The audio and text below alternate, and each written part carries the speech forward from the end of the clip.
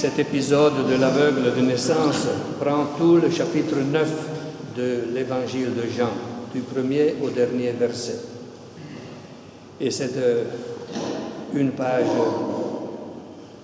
à peu dire, merveilleuse, qui nous livre beaucoup de messages, qui nous fait aussi émouvoir à certains moments. Parmi les nombreux thèmes de cette page de l'Évangile, pendant la semaine, les groupes de carême se sont certainement penchés sur cet épisode. Donc, ils sont déjà préparés. Ils ont peut-être d'autres points à ajouter, ce qui ferait notre célébration plus riche. Je vois 3 thèmes principaux: la lumière, la foi, le jugement. L'apôtre, dans la deuxième lecture, nous a dit « Autrefois, vous étiez ténèbres, maintenant vous êtes lumière, vivez en enfant de lumière ». Le thème de la lumière est très cher à l'évangile de Jean, mais c'est un thème qu'on retrouve un peu partout dans l'Écriture sainte. La lumière annonce le salut de Dieu. La lumière est la première des créatures de Dieu. À l'aube de la création, la première créature de Dieu fut la lumière. Que la lumière soit, et la lumière fut.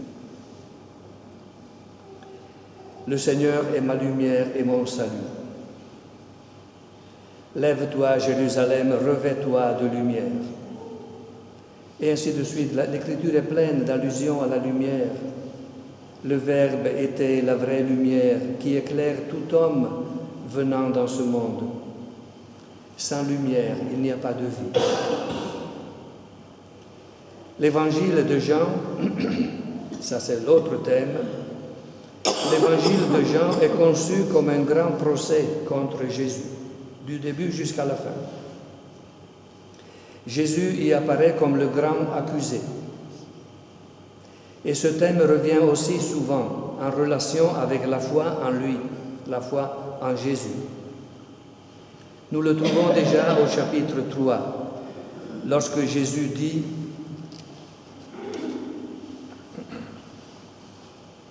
la feuille ne veut pas s'ouvrir. Celui qui croit en lui échappe au jugement. Celui qui ne croit pas est déjà jugé du fait qu'il n'a pas cru au nom du Fils unique de Dieu. Et le jugement, le voici.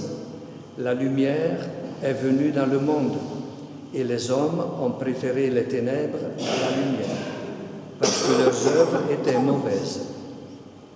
Lumière et jugement vont donc ensemble. Et un moment de ce grand procès contre Jésus est représenté par ce chapitre 9 de l'Évangile de Jean, sur l'aveugle de naissance. Au milieu des discussions que nous avons suivies et des interrogatoires, nous avons suivi Jésus qui a conduit cet aveugle à voir d'abord avec les yeux de son corps, qu'il lui a ouverts, jusqu'à ce qu'il arrive à voir avec les yeux de la foi. Le troisième thème de cet évangile, la foi. Lorsqu'il demande à Jésus « Qui est-il, Seigneur, pour que je croie en lui ?» Mais pour qu'il arrive à croire en Jésus, il lui faut être jeté dehors. Ils le jetèrent dehors. Ils s'étaient mis d'accord, nous dit l'Évangile, que si quelqu'un n'allait pas dans leur direction, il serait exclu de la synagogue. Il a été expulsé. Ce procès semble terminer avec Jésus perdant, condamné à mort et mis à mort. C'est ce que nous célébrons dans quelques jours. Mais sa résurrection, que nous ne pouvons pas séparer du Vendredi Saint, sa résurrection bouleverse les termes de la question. Celui qui gagne, finalement, c'est lui, Jésus. Le perdant, aux yeux du monde, c'est le grand perdant. Mais le Père le rappelle à la vie. Il fait de lui la lumière du monde. Cette affirmation arrive à la fin de cet épisode par lequel Jésus conduit cet aveugle à travers une démarche progressive à la vraie lumière, la lumière de la foi.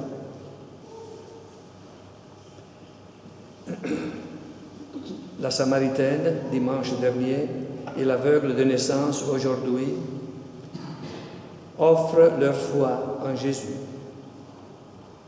La Samaritaine et tout le village des Samaritains qui disent « Maintenant, nous ne croyons pas à cause de tes paroles, mais parce que nous l'avons entendu nous-mêmes. » Et l'aveugle que Jésus retrouve après qu'il a été chassé dehors, qui offre lui aussi sa foi en Jésus. Jésus qui lui dit « Tu le vois ».